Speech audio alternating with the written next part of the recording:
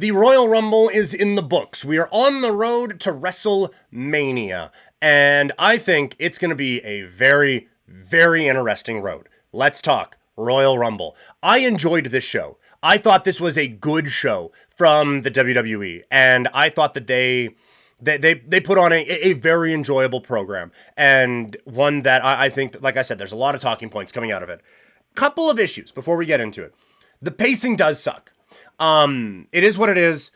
There's commercials and stuff that you have to play, and so having like 4 minutes between it, or like having 4 minutes of commercials and then a video and then the entrances and all of this. This was a 4-match show that went 4.5 hours. Now, 2 of the matches are designed to go at least an hour, but this is this is one where there's a couple matches that are supposed to go really long.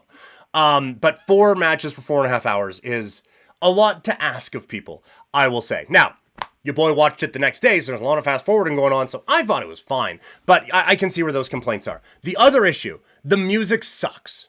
I know that I am not the only person who is saying this. This is not a unique take, but the music sucks.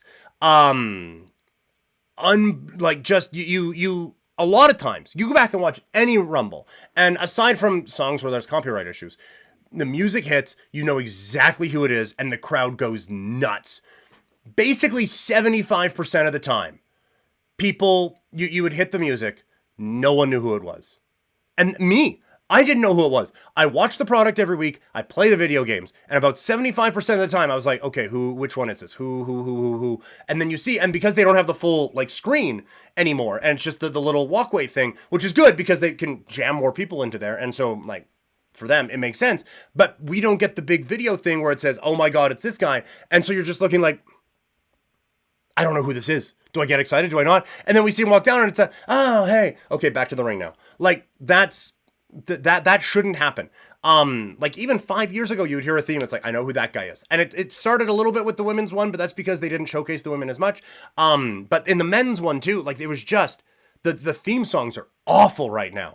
And that was the other part of it, is that you didn't recognize who it was, and they were all bad, and they all sounded the same. So that needs to change, I think, in a big way here going forward. Deeds, not one to say I called the Rumble winner, but I called it. Hey, Deeds, shout out, because that was a difficult one to call. Absolutely. Women's Royal Rumble match. This might be my favorite Women's Royal Rumble. A lot of times, it felt like in the early going, they were trying to do too much with it, and even if like they hit 4 or 5 awesome things, 2 or 3 didn't, and just kind of takes away from it a little bit. I thought story-wise, I thought execution of the matches and everything like that, I thought this was a really, really, really well put together match. Like we said before, we didn't love the build for this one, but I think they put on a really dramatic show, and I think you elevate a lot of talents coming out of this one. Like the NXT performers with Roxy, Stephanie Vaquer, and Julia going face-to-face with Bayley, Charlotte, and Bianca. That's a moment, and that is an elevating moment for the NXT performers. And honestly, putting Bianca in there is just a bit of a reminder, like, hey, by the way, that's one of our big projects. I know she's off doing the tag team thing right now. We've kind of had to stall that because of an injury, but that's one of the ones who is like at the tippy top here right now. So I thought that was good for her and good for the NXT performers. And I thought, like, again, Roxy, Julia, Vaquer, Lash Legend, all come out of this in a great spot, as does Io. Jordan Grace comes out of this feeling like a big deal. Alexa Bliss coming back, and like you said, with the little tribute to Bray with the doll there, that was unbelievable, and not one that you were expecting. So I thought it highlighted the depth of this division really, really well. Very few duds when someone came out. I was like, ugh, fine. I thought they had a great night with the women's division. It showed the depth, and they also, I thought, put together a good story with it. Like, you had PFC look pretty good in the early going. They get eliminated, and then the big story kind of takes over, and it leads with that. I thought it was structured very well. I thought they maximized a lot of the talents that they had and elevated a lot of them. Charlotte winning is going to rub some people the wrong way. The crowd really did seem to get behind her. Like, they were genuinely excited when she came out, and they were genuinely excited when she won. I know that, again, people feel a certain type of way about the opportunity she was given before, but there is no question she is an all-timer, I think, and I think a very good run is upcoming for her. So I'm interested to see the direction that they go with her. But like I said, a lot of talents coming out of the Women's Royal Rumble match in in the in a much higher spot. And yes, sorry, Deeds, the back of her jacket as well, with Alexa Bliss. Moving on, it was the tag team titles in a best 2 out of 3 falls match, DIY against the Motor City Machine Guns. As expected, this was a really fun watch. Both teams, I thought they got a fantastic showcase on this event. We talked about that in the week leading up. And they did a great job of taking advantage of that. I thought the announce team really put them over. I thought the announce team was good. There was a lot of Wade Barrett. You kind of noticed that as it was going on. And like McAfee, he's all over the show because it's indie and all of that. But when it got down to the actual matches, there was a lot of Wade Barrett, and I thought he did a great job. And I'm like, 3-man booths can be a little They're coming more into play now because there's so many talented broadcasters and only a few shows to put them on. But they did a great job with it, I thought, this week. But they really got over the guys in this tag team match and why they're so good, why that experience from past whatever matters, and what they were able to do to kind of maximize all that. So I thought they did great. The one thing, I didn't love the finish. It felt like there was another level that these teams could have got to, so I wish that there was a little bit more at the end there, but I understand it as well. Again, you have this big spotlight. You want there to be, okay, these are talented performers, but now I need to be emotionally invested in them. And so you get the talent part, and then at the end you get the emotional investment with the story. We're now getting people who are just casually tuning in for the Rumble. Now they know who these guys are, and now we're building them into a story that the people have ready-made for them. So I understand why they did it. It was a fun match that it felt like we didn't get the rest of, if that makes sense. Ladder match for the WWE Championship. It is Cody Rhodes taking on Kevin Owens. I thought this was fantastic. It was story. It was action. These guys beat the hell out of each other. It hit every note that you needed. Specifically, I thought, to get Kevin over. Cody, kind of over already, right? But Kevin, with the, like, he can sometimes feel just a little bit...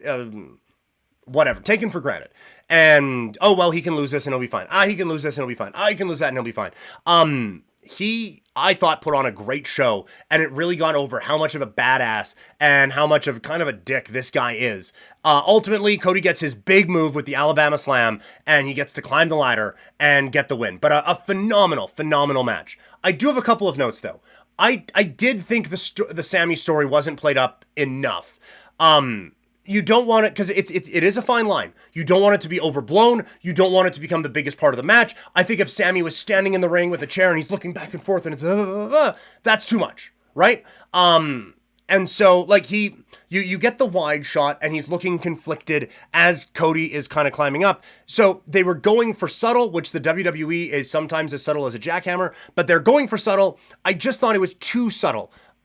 Which again, I don't usually say for WWE. I thought it was just too subtle with given how much of a focus was placed on it in the last little bit. And also commentary didn't really do too much with it, in part because I think they were genuinely concerned that Kevin Owens was broken in half and seriously injured on that move. So I think there was a little bit of, okay, this is happening now, so that's a thing. Hey, a championship win. But I just thought that could have been introduced, or it could have been factored in a little bit more. And the Cody being exhausted holding the title thing didn't play in a whole lot. This match could just be another part of that bigger story. You did just introduce it on Monday, and so I think this is a bit more of just the part of the story rather than like a big moment in it. But I thought because it was so driven home that he's just exhausted and he's not trusting anyone and there's all these different things that it really didn't factor into this one as much. So I thought an interesting, just again, great match. Couple notes though that I would have liked to maybe round out. And then we get to the men's Royal Rumble match. And again, I thought this one was really good. I like the way that they set it up. You stacked the back end with your main event guys. And so the early part, it's not like, I was watching the 99 Rumble the other day.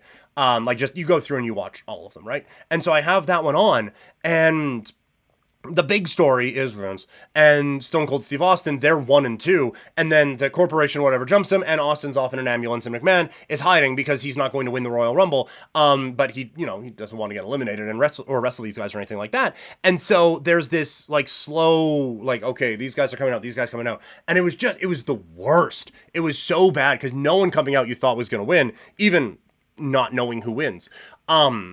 This wasn't that.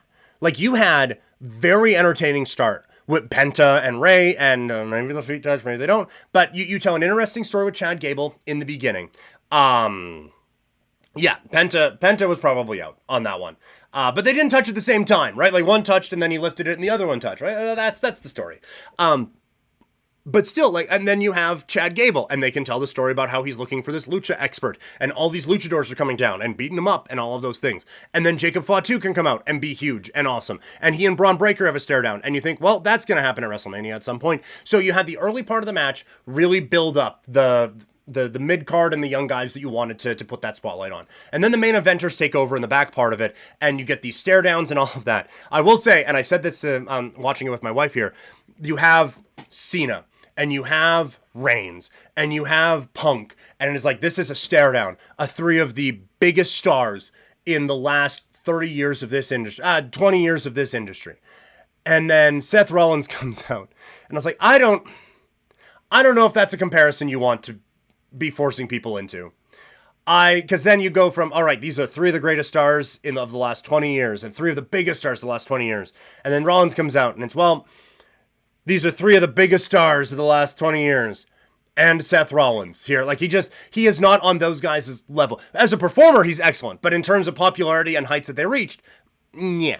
But that was just a little thing. Anyway, they loaded the back of it so well that it felt huge at the end. And we said, you're going to have that moment where there's like 8 guys left. And you're like, any of these guys could win it. And now Logan Paul being 30 does throw a slight wrench into that. But still, you're at the point, like, there's 9 guys left. And it's like, well, 8 of them can win. You know? Like, it was... They built it up and they set it up really, really well. I thought they weaved in a lot of the stories. And again, you elevate a couple of performers. You get the fun. Hey, look at that. Joe Hendry's here. You get a couple of those things involved. And then you get down to the end. There is the speculation about the Drew thing. The reports are that Drew McIntyre was pissed. He went to the back and he's like, some guys just wanting to get their stuff over, not caring about the story of the match at all. And a lot of people have put it together that while Drew was supposed to be getting eliminated, Logan Paul and LA Knight are standing front and center and taking up a lot of the spotlight. And so it did make the Drew elimination feel surprisingly clunky for what should have been a big tentpole moment of this Royal Rumble. So that you can see where there would be some frustration there. It does, like, again, I don't know. I've never been in a Royal Rumble. We're not there. We don't know what is and isn't supposed to happen. It did just kind of look like a lot of inexperience and overexcitement from Logan Paul, and LA Knight as well. LA Knight in his first Rumble, Logan in his second, and just kind of building it up that way. So I don't think it was malicious. It wasn't great. I don't think LA Knight's going to get cut or anything like that because of it. But it did seem a little bit clunky, and it does kind of line up with a lot of the frustration that we were hearing about afterwards. But then getting down to the final little bit of it, everyone figures John Cena is going to win at the end because it's Jey, Logan Paul, and John Cena. And then they're setting it up at the end, and Cena has him up for the attitude adjustment. And so we're all thinking, this is how he's going to do it, and he's going to win it. And Jey slips off, and he shoves him. And Jey Uso wins the Royal Rumble in a moment that no one saw coming. And it was a real surprise. We talked in the week about how there was a lot of guys that could win. And if we brought up Jey, it was only as a, like, kind of dark horse type of a thing. But I like it. I like it a lot. I think that when you look at this year's WrestleMania and the different stories that you can tell, most of them don't need a Royal Rumble win or a Royal Rumble whatever. And so why not now fully establish a star, fully establish a guy as this guy is a main event player now with this company and lock him in that role. I think you see it, and I think it makes a lot of sense. It is going to require a really good follow-up to convince some people. And I'm probably just looking at the more negative sides of the internet, but it is going to require a bit of a follow-up from some of these for some people. But I think it makes a whole lot of sense. And there are times people will complain about, it's the same person every year and they're not using it to build stars. And then they use it to build stars and it's like, oh, but there's so many, it doesn't make any sense. How could you not give it to this guy that he hasn't earned it yet? It's like you're not going to please everybody. But I think it works. I think it makes sense. And I think the other criticism that you see is that, well, he's not over. His entrance is over. And I disagree. I think you look at the reactions when he was wrestling Gunther and afterwards, I think that and even in the build up to it, like he does the entrance and everyone gets involved. And then he does and then I do this, yeet.